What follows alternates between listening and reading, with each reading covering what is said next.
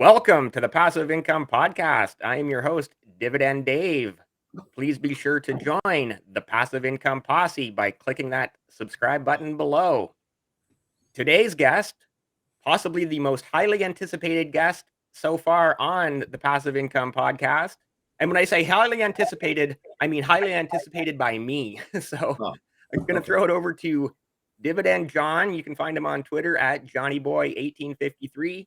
And just go ahead and give yourself a brief introduction.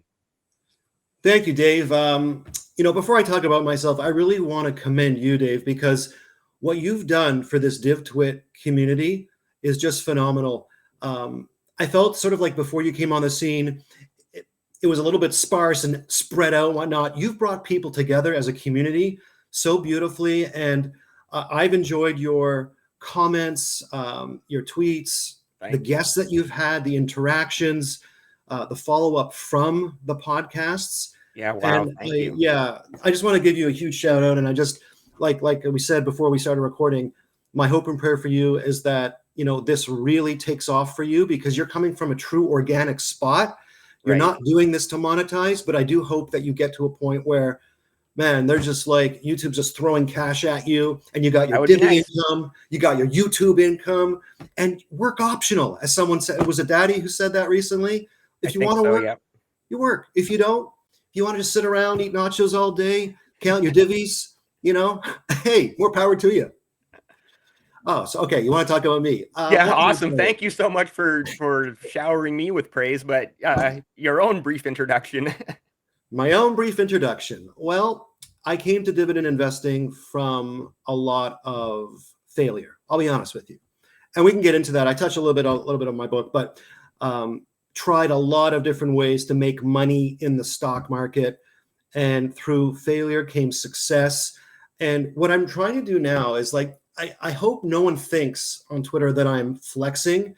I'm honestly, I'm proud of what I've accomplished, but my mission when I first started Twitter, when I had 0 followers and got into the sort of the DivTwit world, and when I decided to write this book, Too Rich to Be Stressed, Freedom with Dividend Investing, is that I really wanted to spread the word that you don't have to rely on a company pension for retirement. Because let's face it, I came from a world where I was told, we're not giving you a pension. You got to create your own pension. And I was thinking, what? You cheap, MF, you're not giving me a pension? How am I going to do that? So, I realized not everyone's going to have one. I also realized that people want, they want perhaps to retire early, or they want to retire, the traditional 60, 65. They want to have a pension maybe and something else, because who knows with inflation what the future is going to be. So I want to spread the word to as many people in this world as possible, that with a system, with a method that is actually using time and math that exists in the world already, called compounding interest, with Albert Einstein called, I think, the 8th wonder of the world. Yep. Anybody can do this. This doesn't care about race, religion, ability, disability, where you are in the world. So I believe in the ripple effect.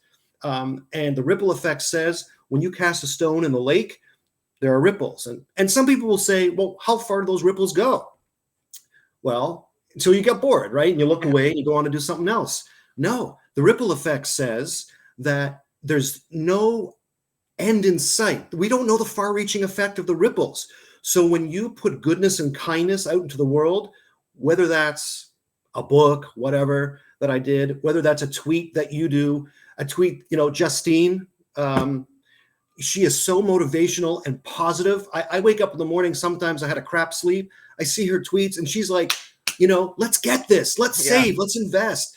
That's what it's about. It's about causing that ripple effect, putting kindness, goodness in the world, motivation. People will receive it and pass it along. And you can call this the domino effect, the ripple effect, one candle lighting another candle, the light's another. That's what it's about for me, Dave. So that's my little brief intro. Yeah, awesome. Philosophical for Saturday at 9 a.m. I know. Yeah, first, your tweets definitely do not come off as flexing at all. They come off as, hey, listen, I did this. Anybody can do it. And obviously you're in a really good position. You've been doing this for 20 years. Yeah. And you spoke about failure. There's actually a great video out right now, Colin and Samir interviewing Mark Rober. I don't know if you know who any of those people are, but they're bigger YouTubers. And yeah, Mark Rober talks a lot about failure and how you get success from learning from your failures. And he's coming from a background of being a NASA engineer he also worked at Apple before becoming a big YouTuber. So, not just dividend investing or investing, but that learning from failure is in all aspects of life, right? So, Yeah, and talk about failure. Like, when I would go back before dividend investing, like I was introduced to the world of stock market, Wall Street, and someone told me that there's just a pile of money there that anybody can just take out of it. So I thought naively that if I studied, learned different techniques, went to gurus, some were fake gurus, some were real gurus, that I could skew the deck in my favor, right, that I could somehow, put this oscillator together with that candlestick pattern, together with whatever, hocus pocus, and I could predict the future price of a stock. But, I read recently Warren Buffett say, no one, and yeah, I mean no one, knows what a stock is going to do in the next 10 minutes, hour, week, month. We just don't know. We know what a good company is and where profit should go, but in terms of like the stock price, we don't know. And anyone he says who knows has insider information, and that's illegal. right, So believe me, Dave, like oh man, I bought courses. If my wife's watching this, well, it's before I knew her, I wasted thousands of dollars, right, on not just losses on the stock market, but like courses, systems, what have you. And I talk about it in my book. I was really down, man. Like I was yeah, depressed. Like I thought of myself as the biggest loser, and that no one would want to be around me, like friends, family, like spouse. Who wants to? I thought, who wants to marry someone who always loses money and does not guarantee a good, solid financial marriage and or partnership and future retirement? So I was pretty down and desperate before I met my mentor. But like, yeah, honestly, I tried it all, options, everything, man. Like I play options at earnings, like everything under the sun.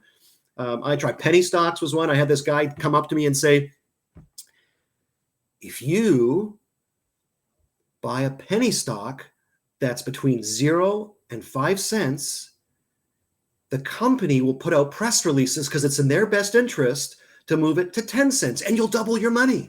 So scatter some money around, like just pick randomly, go through the alphabet, pick this gold mine, this copper mine, what have you, this bio thing. I scattered $5,000 around thinking, this system would work. What do you think that 5,000 is worth today? 0. 100%. Because what is the saying? A gold mine is a hole in the bottom and a liar up top. So, talking about losing money, and thank you so much for sending me a copy of your book last weekend. And I did put out that tweet. It's definitely a different experience to be reading a book while DMing with the author. So that was fun. That was And cool. I did DM you, like, it's like, wow, you really found every way possible to lose money in the beginning. Yeah. And don't feel bad because, hey, I've been there too. I've found some great ways to lose money as well. And I'm sure any investor who says they've never lost money is lying to you, right? Bullshit. Yeah, right. So yeah, like I said, we've all found ways to lose money. You just gotta, again, failures, learning from your mistakes, carry on. And then also in your book, a couple of great points. Like, I love the story of as a kid, hustling, shoveling driveways, just doing anything to make 10, 20, $50. Like you'd shovel 5 or 10 driveways in a day and make 50 or $100, which was great money back in the 90s because we're old enough to remember that. I don't know about you, but I'm 22. Just Yeah. With how many years experience? yeah. Oh yeah. So that was, also, reminding me of my own childhood where, I lived in a more rural area, so I didn't really have the opportunity to do that as much. Everybody, had longer driveways and they'd have snow blowers and or plows and whatnot and just do it themselves. But I did have opportunities in the summer to, mow lawns and things like that. So, kind of same entrepreneurial spirit to as a kid to just figure out a way to make that $20 or whatever. And so you'd have some cash in your pocket for the weekend.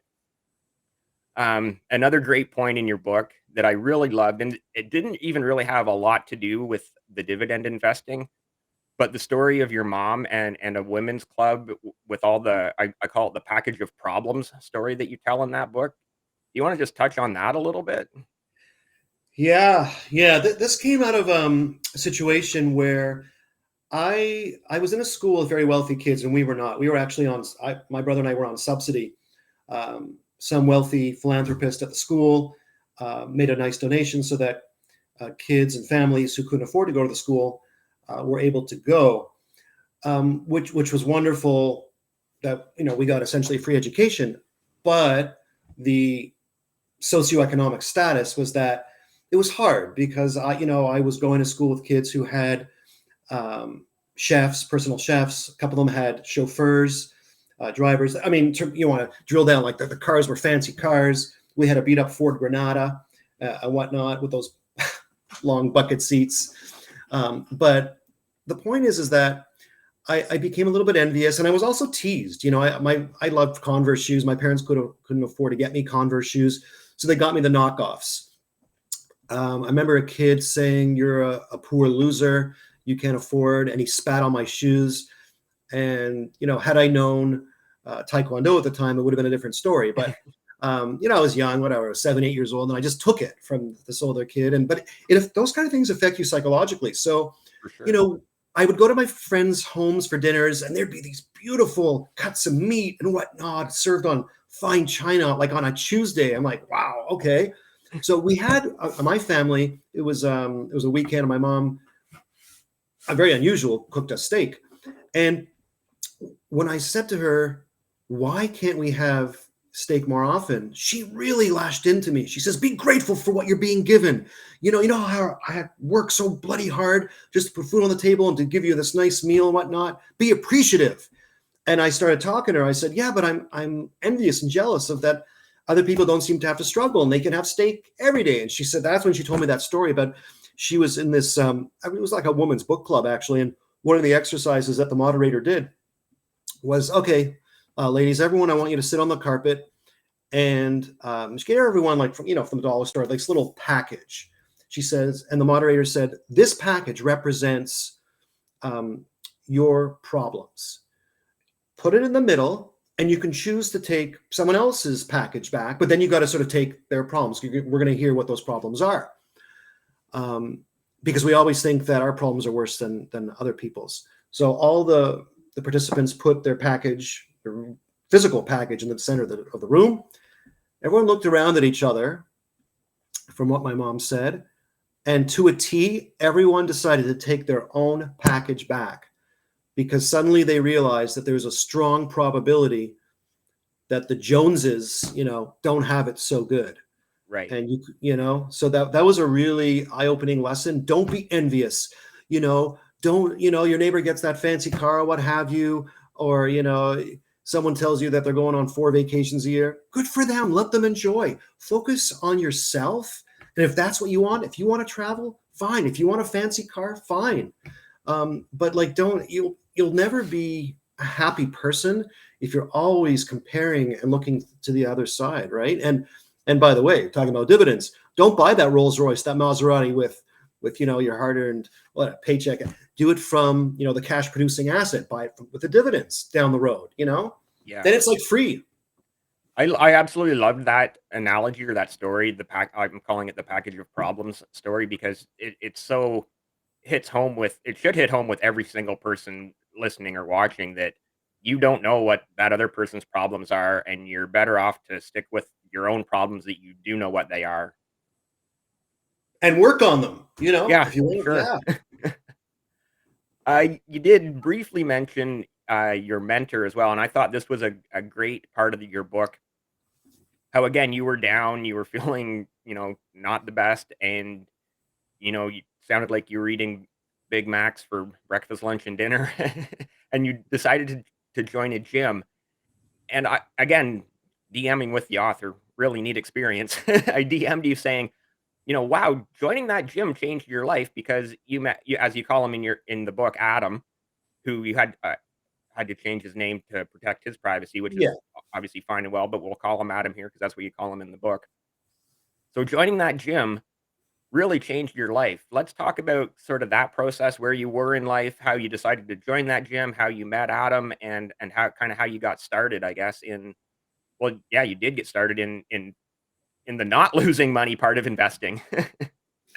Right. Well, basically, yeah, I was at a very low point in my life. It was a series of losses in the stock market, one after the other, where I just kept seeing it was a small investment account. And bear in mind, I had just come from a different city where I had entrusted all of my savings, which I think at the time was 30 grand, to a, penthouse, one of the top 5 banks. I won't mention the name, one of those world towers downtown, who I was told to go see, who was going to build my wealth.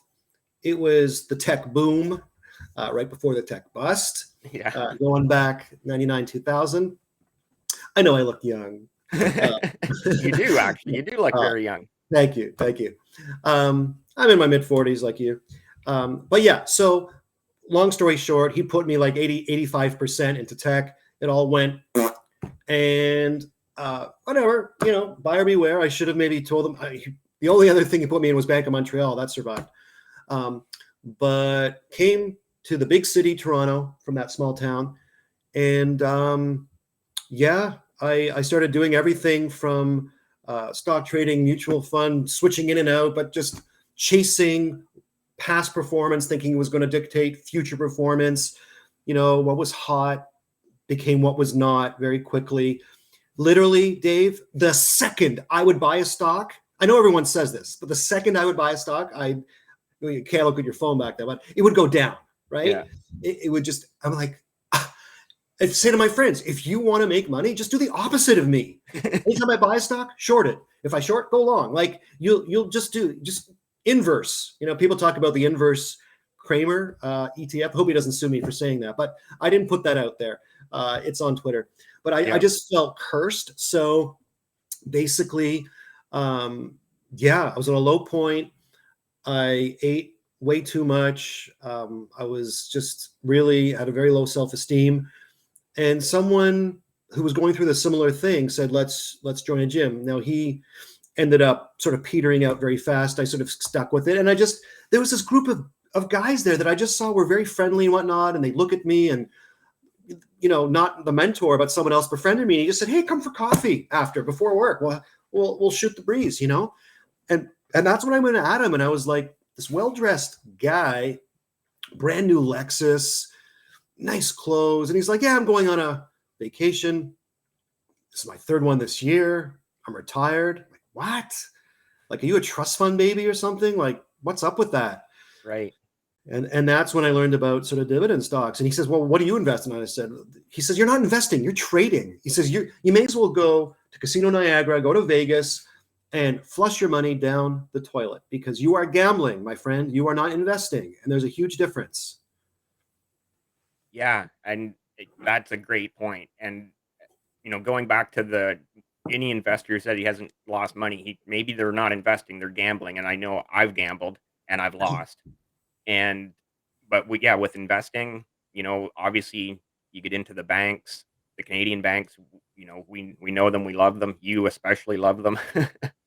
Yeah, before we get into it, I'll just say that, like, you talk about like gambling. Like, I've never been the type to actually go and like to sit at a table at a casino. I actually hate the feeling of losing money. Like, I remember going on our honeymoon, and after 20 bucks lost, I was like, let's just get out of here. Like, it's just not a good feeling. And even when I'm winning, I don't like the feeling, the greed feeling. It's just horrible. Yet when it comes to the stock market, something is very strange with me, that even to this day, I have to be careful if I'm fishing and looking around on Facebook or YouTube, and one of those guys comes on and says, I can teach you in 10 minutes to make $800 between 9:30 a.m. and 9:40 a.m. Eastern, and you can go fishing the rest of the day. Like, I'm intrigued, and I'm like, really? But then I say to myself, dude, you wouldn't need to be selling whatever you're selling. If you could do that, you would just do it over and over and over again and become uber wealthy from the Right. thing rather than trying to sell the thing. Yeah, great You point. know, Great point. If that's it's why I too love good to this. be true, Yeah, it is. if it's too good to be true, it is 100%. And I remember one thing my dad taught me. He was very risk averse, but he did tell me, like, when you see those promised returns of like the 10, 12%, like just run the other way. I'm not talking about bonds, but like investments. It's just, and there's people who've been suckered into these private, whether it's real estate deals or what have you, or any kind of scheme that promises high returns. I mean, look, Madoff was promising and delivered that for years, and that came crumbling down. That's just one example. Yep. But I just know my personality, so I have to sort of be careful not to get sucked in, because there is the thrill for me, and maybe for others listening who are tempted. But I can assure you, from a guy who's like done it so many times, please just like save your money, take those hard-earned dollars that you have, and just buy a cash-producing asset, whether that's real estate.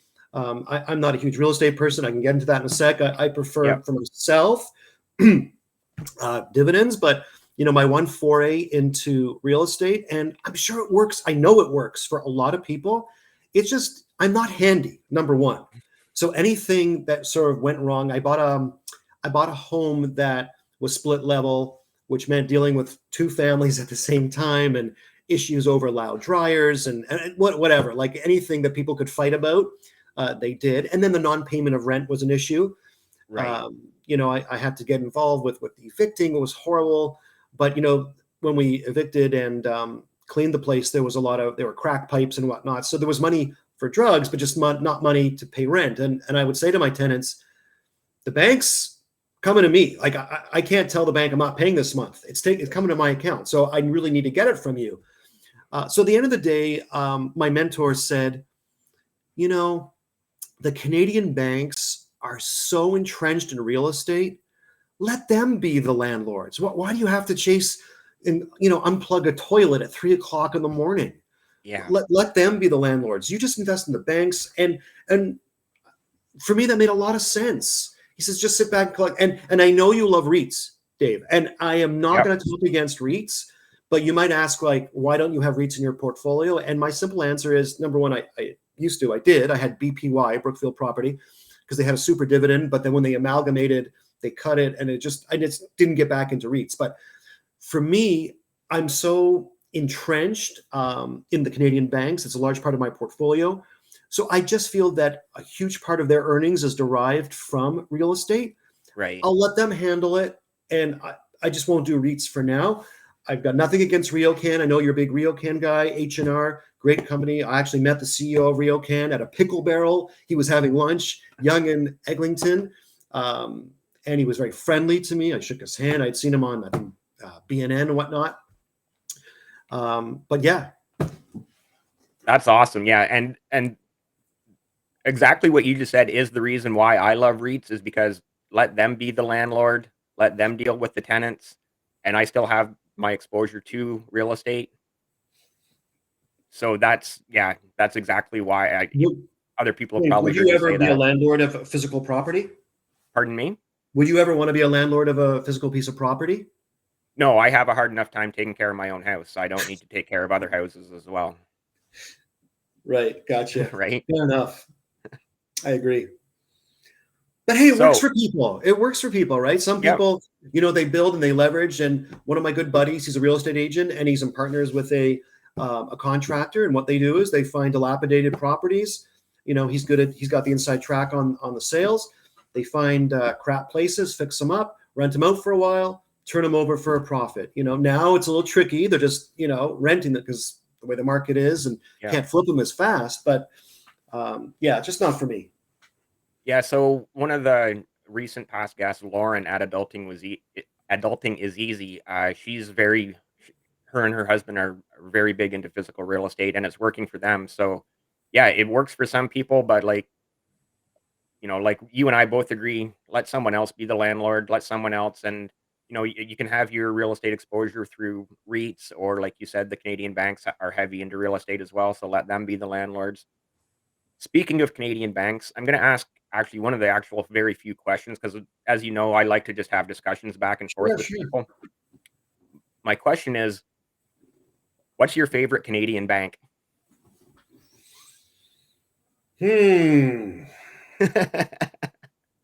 It's so interesting because they're each of them has a bit of a different niche. You got BNS in South America, you got TD, which I think has at least half, if not more than half, of its exposure or branches in the US now. CIBC is, I think, a little more Canadian mortgage, which is a little scary now, but Yeah. during the boom run did very well. You know, I'd have to say, as of recently, I know is it Monsieur Dividend is a National Bank of Canada guy. Yeah, the dividend Uh, guy. yeah, Dividend. I would say National Bank is emerging as a favorite only because if you look at the chart, they have performed so solidly over the last decade, almost like head and shoulders above their competition. Under the radar for a lot because they're out, in Quebec and whatnot. And when we hear the banks, we always hear people talking about the big five. Well, what about the sixth, National Bank? Right. I love it. The dividend raises have been generous, regular, and I think a little bit more generous than their counterparts. Um, I love it so much that I put it in my wife's TFSA. My kids are ESP. I mean, they also have TD and Royal, my kids, but they're more heavily weighted towards national. So if I have to say right now, if you ask me, and by the way, what's his name on BNN and Twitter, Barry Schwartz from Baskin Wealth, he's a big proponent as well of National Bank. And I became friends with a guy at CIBC, Wood Gundy, not far from me, and I asked him point blank, when I was liquidating the Brookfield property because of the amalgamation, the dividend cut, and whatnot. I said, I want your advice. I'm leaning towards TELUS, National Bank, where to deploy my capital, and he says he likes both, but he would go National Bank actually. So, great answer. And honestly, I wasn't expecting you to actually pick an actual favorite. You never You know what you're mentioned going to get with me, Dave. you mentioned TELUS in there as well, and I know. So, I guess going back to again, in the later chapters of your book, you show that the 10 positions that you have, and 6 of those 10 are the banks, and then I Yeah, believe pretty TELUS and crazy, Bell eh? are 2 others. Yeah, And TELUS, was Sun Life and Bell, Manulife rounded out the no, top 10? TELUS, Bell, Sun Life, and Enbridge. Enbridge, you have Enbridge as well. Yeah. So, Oh yeah. yeah, let's talk about the telecoms for a minute. I started a small position in Bell and started to dollar cost average into that one. And the Super. only reason I picked Bell over TELUS is because I'm on Bell. So, right, I'm trying to turn that cash register around. I love that expression. Turn that cash register around. And let's just do like a bit of a deep dive into that. When I first started buying the banks, I would literally drive by a TD with pride and Yeah, say, I am a part owner of that business. When you might think this is funny, but like one of the first times, after I bought shares of Bank of Montreal, I was invited to a shareholders meeting, which I attended in person at a big facility in Scarborough, Ontario. And I walked in there, and there must have been hundreds of people milling in the lobby. And I had heard about shareholders meetings. So I was expecting from a guy who had recently gone to the McDonald's meeting. This was a guy I know who he was a funny guy. He bought stock in companies, and his travel for the year would be going to shareholders meetings. So he'd go to Texas, he'd go to Missouri, and all his travel would just be sort of tied into a shareholders meeting, and then he would explore the city. It's kind of a cool way to see the US. But I get to the BMO shareholders meeting. I'm maybe the youngest one there. And I say to some guy, thinking that's my buddy just went to the McDonald's one. They don't put out any food here. Like, where's the muffins? Where's the croissant? Like, where? He says, not at BMO. We give it up. We save it all and we give it to you in dividends. I'm like, wow. Okay. Eat breakfast at home before the meeting. Come. And I was bold. I actually asked a question. I got in that line. I don't know. I had guts, man. I said, like, what are you guys doing to prepare for, I think I said, like, millennials wanting to do more online trading and whatnot. And whoever got up on the board of the big diocese up there, he got up and he answered me. I don't remember what he said, but he said, look, we're evolving. We're keeping up with the times. We have a whole tech division. So that was just my little story about attending the BMO shareholders meeting and getting no breakfast, but understanding, that's fine. Just give it to me, cold hard cash deposited in my account. I don't need your croissant. But what was your question? So I got a little derailed there. It wasn't really a question. Like I said, I just talking about the telecoms. Yeah. So actually, going back to your point about driving by a TD and feeling pride. So where I work, my office, I look straight across the road at a Bell Canada yard. So I see Bell Canada, the vans and the trucks and everything going in and out all day long. And it's the same thing. You look at that going, hey, there's one little tiny piece over there in that yard that I own, right?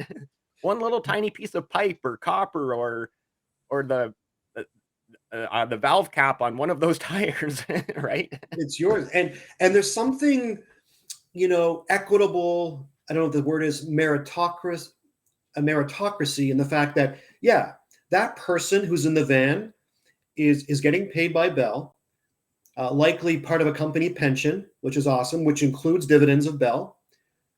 And you're part of that beautiful master plan as well. You believe in the company. You own the product. You're giving them your hard-earned money so that they can scale, grow the business, keep paying the dividends, keep customers happy. Without your money, maybe there would be no Bell 5, right? Right. I mean, obviously it's not just one person, but it's the collective. If we all, give them our capital, they can do great things as long as we're rewarded with dividends. And I'm a big believer. For me, my system is I need to have a company, be invested in a company that grows their dividends. I want to see raises. I want to be like, yes, when I see in the morning, across my Twitter feed or BNN, I'll wake up the house. I don't care. It's 6:00 in the morning. And I see it say that, BMO just put up their dividend by 8%. I'm like, I didn't have to go into my boss's office and grovel. Please, can I have some more money, please? Yeah. This is what I did this year to earn the raise. No, you didn't do that well. And we got to tighten our belts. I've heard all the same things. We've all been there. This is the board of governors saying, Dave, thank you for giving us your capital. We're going to reward you.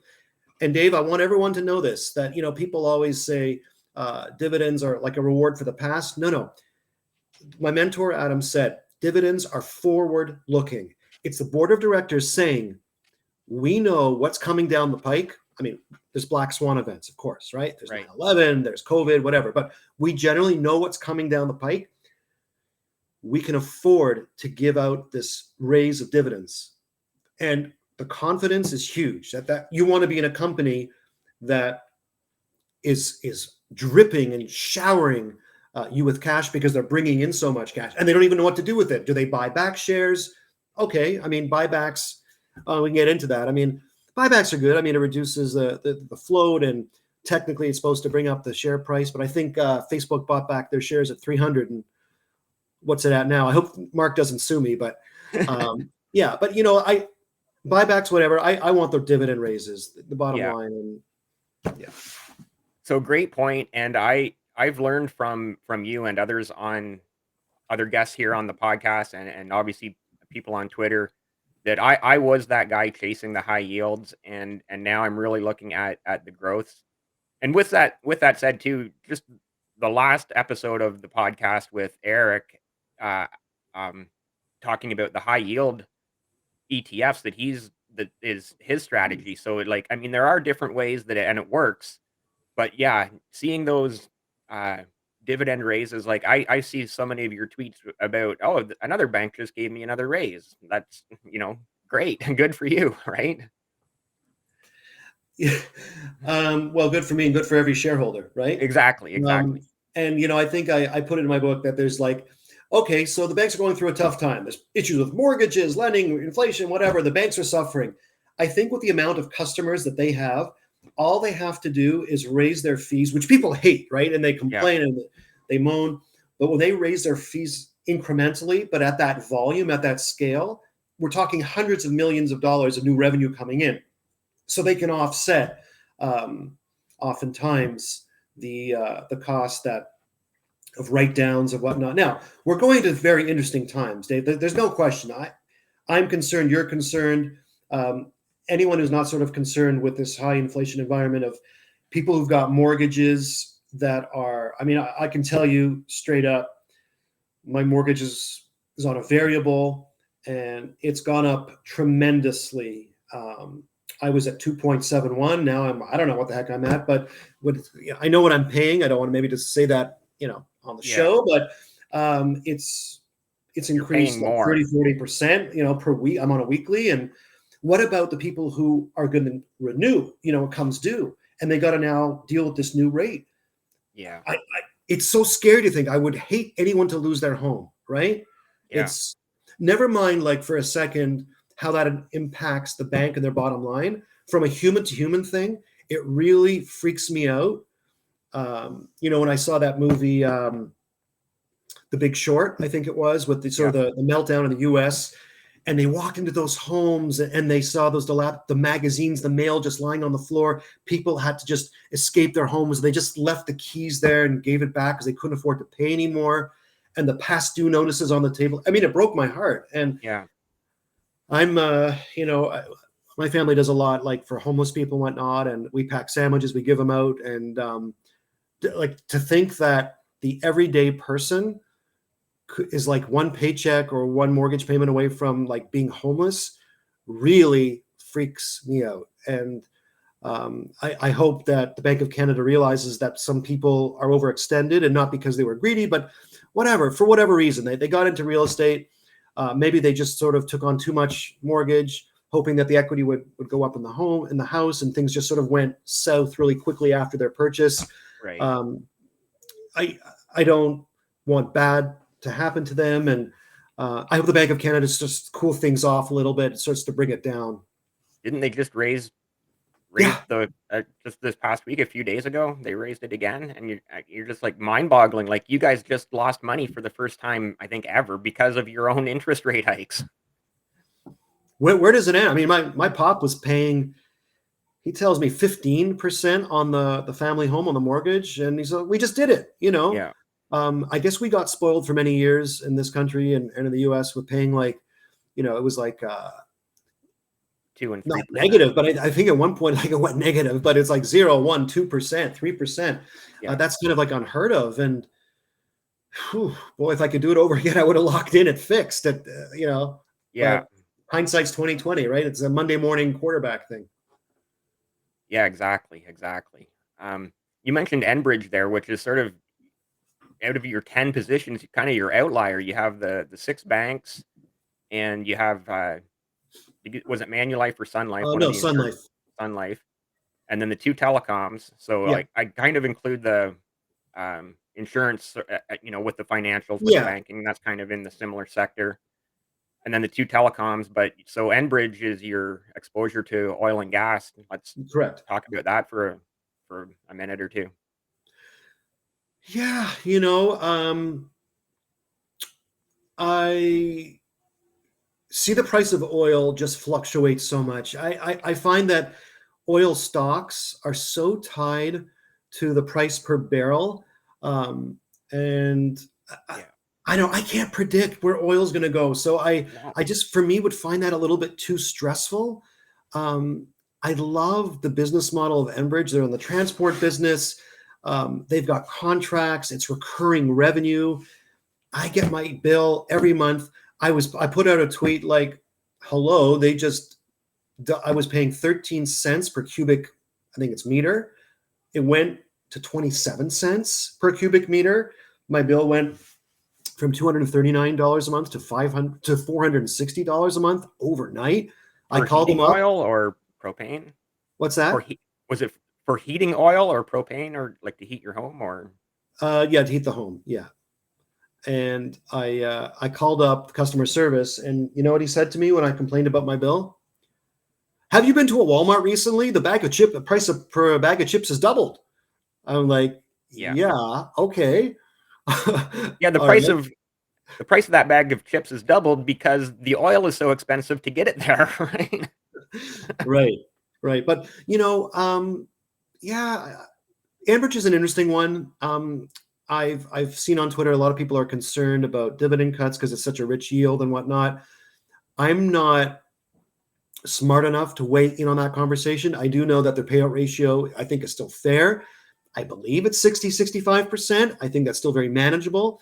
I did read an article from the CEO about a year ago that they're not concerned about the viability of the business.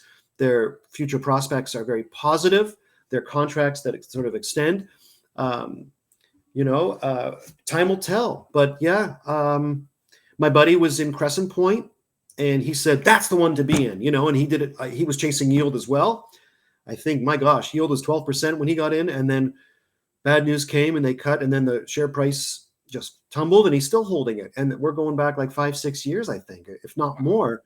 So that's my only thing. Like my mentor said, stick to like yields, like 3-4%. I mean, it might go, prices of the shares drop. You might end up sitting on a 6%er like we are now with Enbridge or some of the other ones. The banks even, come down and yields went to 5%. But when you get in, a company at 3-4%, like don't be greedy. That's great. And just keep, as you say, dollar cost averaging in. And I mean, I can, if you want, I can sort of just talk about my system of how I do it and how I automate it, if you want to call it. Like one of the first books that I read, Dave, was David Bach's was it The Automatic Millionaire, I think was the title. It's so long ago, but it really kind of like rung home. It was the first thing.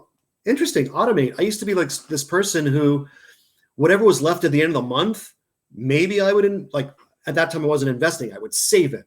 But some months you just don't have anything left at the end of the day. So Yeah.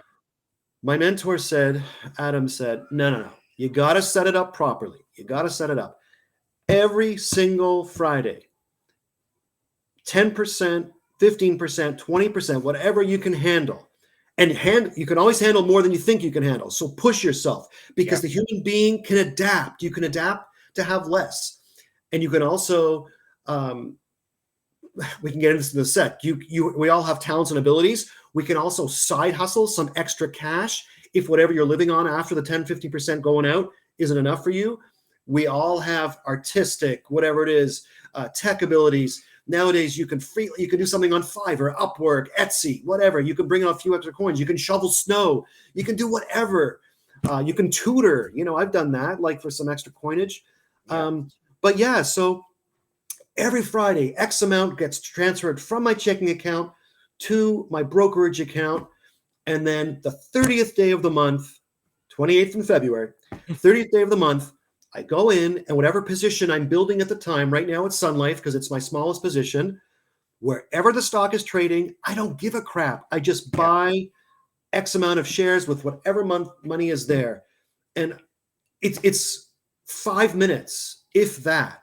I mean, you talked about that the other day on you're trading now. It's just 5 minutes. Boom, click of a couple of mice. You buy, you get your paycheck. Boom, you invest. That's how simple it is. And at the end of the year, you've spent thousands of dollars on cash producing assets and dollar cost average. Like, are you going to predict where the bottom is of a stock? Maybe, but likely not. I mean, you can catch it near the bottom. Like, are we at the bottom now, Dave? I don't know, but I bought Sun Life at 65. I bought it at 62. I bought it at 58. When it was the real, hit the fan. I picked up shares at like 42, like the COVID crash. But I didn't buy any more, any less. Whatever I had at the 30th of the month, that's what I bought. So that's my style. And I just think the mindset of doing it that way is it's not even a mindset. It's more of a system. It's a process. Right. McDonald's uses processes, right? Any good business has a process so that if someone quits at a McDonald's on Thursday afternoon, they can plop another kid in, show them a couple learning videos, boom, right into it. This is a process, right? It doesn't, what should I do now? Should I buy it at this price, that price? You know, look, that's my system. Other people might hoard their cash, and I get that, and then lump it in. I think it was Daddy who does that, lumps it in when there's a sell-off or like a black swan event type thing. Warren Buffett did that, I think, with Apple. Yeah. But, you know, I'm no Warren Buffett. Not yet. John. Not yet. You're working on it. Yeah. So pay yourself first definitely is, you know, the saying. I learned that a long time ago. The first book I read, the first investing book I read was The Wealthy Barber. And you've probably read that one as well. Yeah. And it really hits home the concept of pay yourself first, whether it's the 10%, 15% out of every single paycheck. Make sure you're paying yourself first and then pay your bills next. And The Richest Man in Babylon was really impactful for me as well. Same concept. I mean, The Richest Man in Babylon was the person who took, I believe it was 10%. I can't remember in the book if it was 10, 15, or 20, but took that portion and invested it. And you know what? Tithing is big in a lot of religions. And we tithe, we give X% of, you know, what we bring in to charity, spread it around over different charities. And if you know, religions were smart enough to realize that if they left it to the people's own devices to just give to charity what was left at the end of the month, charities would be sorely lacking. So they impressed upon you 10%, boom, out the door to the needy, to the hungry, to whoever needs it. Why, you know, why can't we do the same for ourselves and our future with investing and saving, right? Yeah. You know, it just makes sense. Makes sense, 100%. I'm gonna show on screen here. That's your Twitter page. You can find Dividend John at JohnnyBoy1853. And I do want to ask also, is there a significance to the 1853, or was it just 1,852 Johnny Boys ahead of you? I think that Johnny Boy was taken, and I just plunked in the first numbers that came to my mind. There was absolutely no system to that. Please do not try and hack me, people of the internet, to try and get into my bank code. That is not my bank code. Right. But I'm surprised you didn't ask about my former Twitter picture because, yeah. Do you remember what it was? I do. Yeah. Yeah. So did I don't know. My wife was always wondering, like, do people think that was actually me, or like, did you think that was a joke? I didn't really think about it. It's just a profile picture that a lot of people don't think about, right? Yeah. Well, I had a couple of bourbons too many one night, and I didn't want to put my real, you know, identity out there for, you know, I guess obvious reasons, whatnot, of disclosing a lot of financial stuff. So I came across this male model, whatever. I just thought as a hoot, I would put it in, and I actually had this sweet person on Twitter find this guy in a modeling shoot and say, "Oh my gosh, like I found you and you're a dividend investor." And I had to like DM him, it's not really me. And then I figured, you know what, I should not be impersonating some handsome male model. So I just like went on Fiverr and I had this really great lady do this logo for me.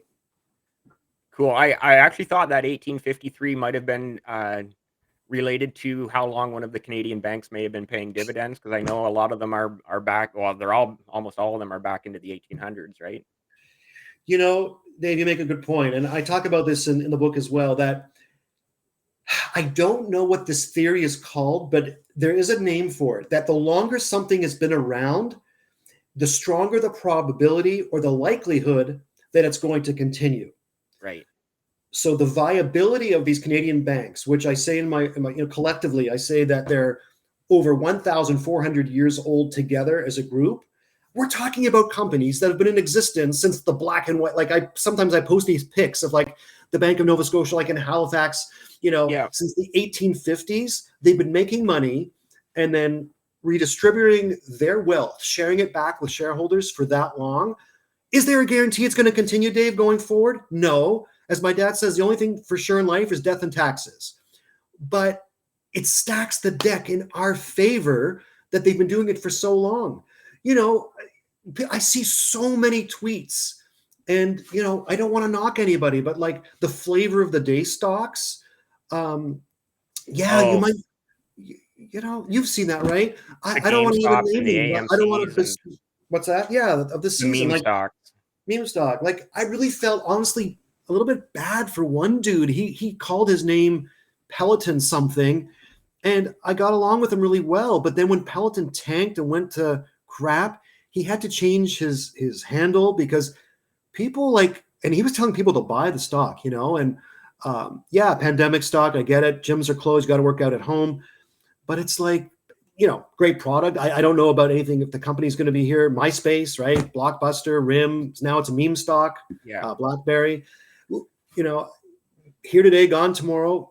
I don't know. I'd rather put our hard-earned capital into companies that have been growing their earnings per share, growing their dividends, and rewarding us for almost 200 years, man. Like that's a long time. Yeah, I think, is it Bank of Nova Scotia in 7 years, 2029 will be the 200-year anniversary, and then I think BMO in 2031 is their 200-year anniversary. So, Yeah, we should throw a party. yeah. Um, Settling Nomads had that great tweet a couple months ago, and I've shared it on a few of the past podcasts that you probably saw, and he showed the year. So I think it was Bank of Nova Scotia 1829, BMO 1831, and all the others were in there as well. I think Royal Bank might have been the youngest at like 1871, which is still well over 150 years, right? Oh yeah, yeah, absolutely. Um, are they going anywhere? Are they going to merge, consolidate? I don't know, but Right. I really would like to believe that with their history that they'll be paying my kids dividends as well. Yeah. Yeah. And so yesterday I did finally buy one share of Bank of Nova Scotia because of you, because I wanted to make sure that I was into the bank stocks. I do In the have some game. exposure in some of the ETFs that I hold. Um, But the pretty well the only reason I picked Bank of Nova Scotia is, again, going back to like Bell, why I invest in Bell. I pay my cell phone bill to Bell. I pay my mortgage to uh, Bank of Nova Scotia. So again, it's that concept of turning the cash register around. And so, like I tweeted yesterday, I'm only a few thousand shares behind you now, but I'm gaining. You know, for that, I think that's great. You're in the game. Get in the game. Start.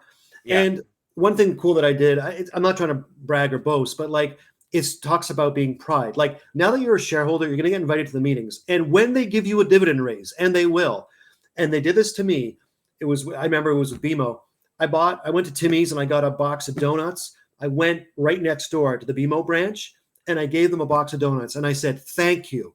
Thank you for working hard so that this bank can be profitable and we can all collectively benefit. And they were really touched. It's yeah, like, wow, yeah, because you know what, we're as non-employees, yeah, we sacrifice, we give our capital, we deserve something for it, but they're actually, they're doing the 9 to 5 thing at BMO. They're working bloody hard.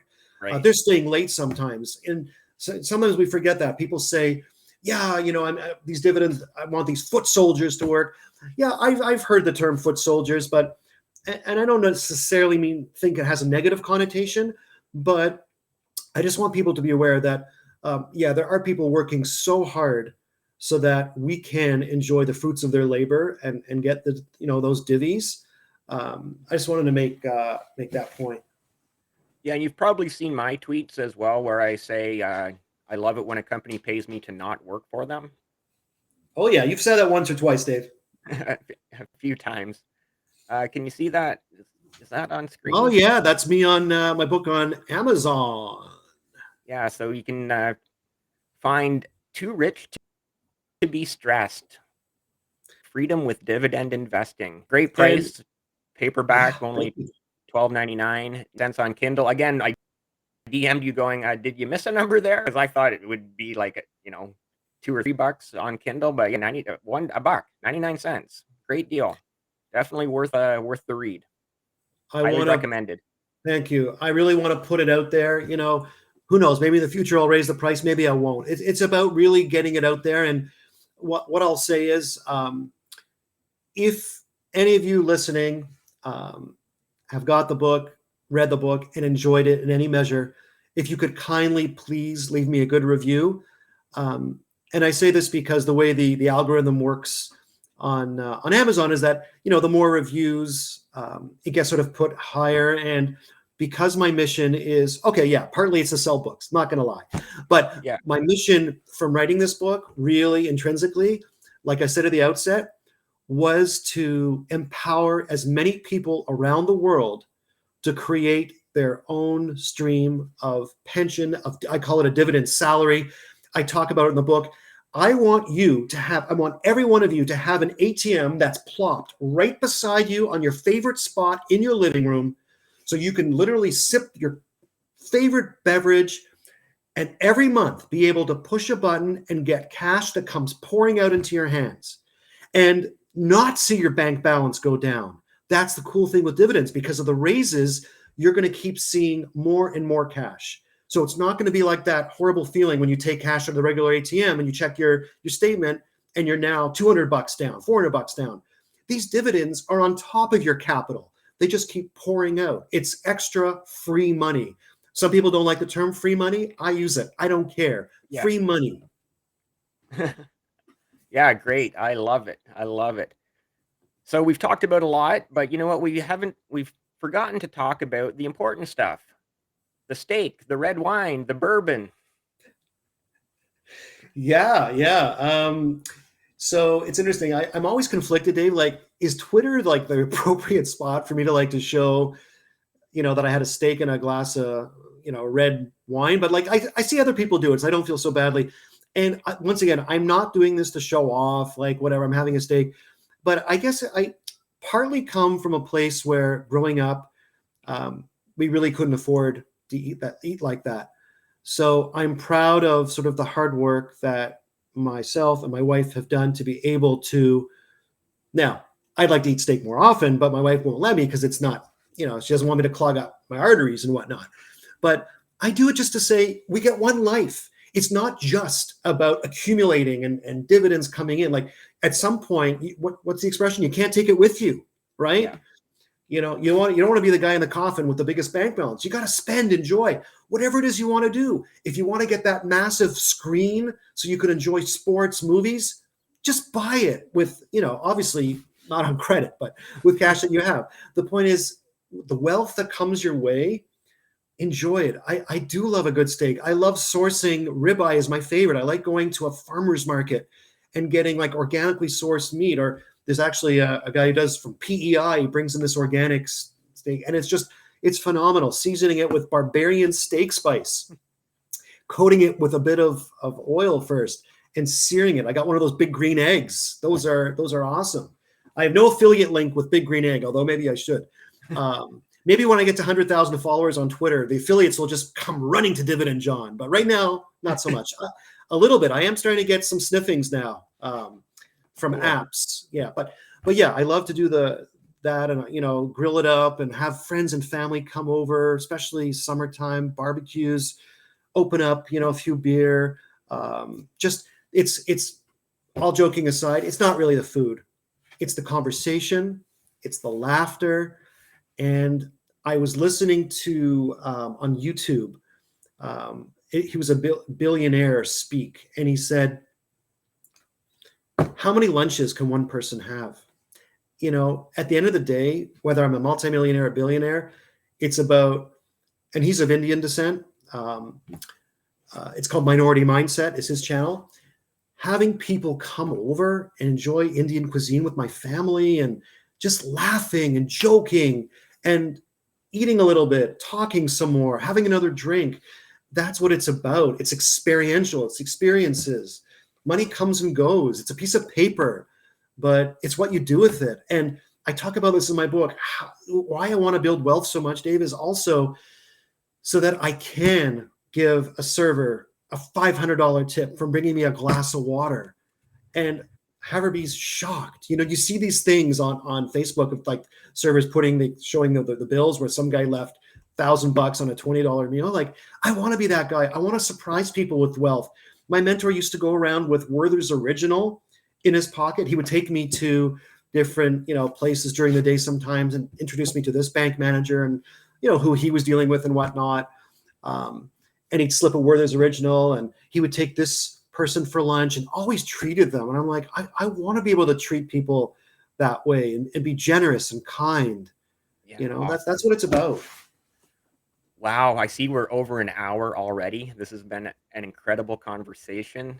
Another great episode of the Passive Income Podcast. Thank you so much for joining me. Thank you so My much. pleasure. You are a phenomenal host, Dave, and I love your eps. I love your podcast. The guests have been awesome. I'm looking forward to upcoming ones. Awesome. Are you getting Dreamer on? I don't think honestly, my DMs, I have a hard time keeping up because I got to keep scrolling back down to my DMs to be like, oh, have I talked to this person yet or recently? And okay. Well, I'm calling you out, Dreamer. You're coming on this show. We all want you. Awesome. Dave's going to make it happen. Perfect. Thank you. If you're still watching this late in the episode, you have to subscribe. Those are the rules. And buy the book. Buy the book. Buy the Thanks book. So much. I'm going to take my kids swimming now, but this was so awesome. I appreciate your kindness in inviting me on. Everyone, keep systematizing it, growing your dividend portfolio. It takes time, but it snowballs. It truly does. Yeah. I started with zero, and now really I'm at $67,800 annual divvy income, $5,600 a month on average. And time went by like that. Use time and compounding interest to your advantage. Success and joy and love to all of you. Awesome. Thank you so much again. Subscribe. We've actually missed talking about a lot of things too, like the hockey stick graph that I wanted to bring up, but that's for another time. Another time. Yeah. Merry Christmas to everybody. Happy holidays. And get this book for a stocking stuffer. No, I'm just kidding. Yeah. But I'm actually not kidding. Yeah, do it. Buy the book, buy your banks. Subscribe.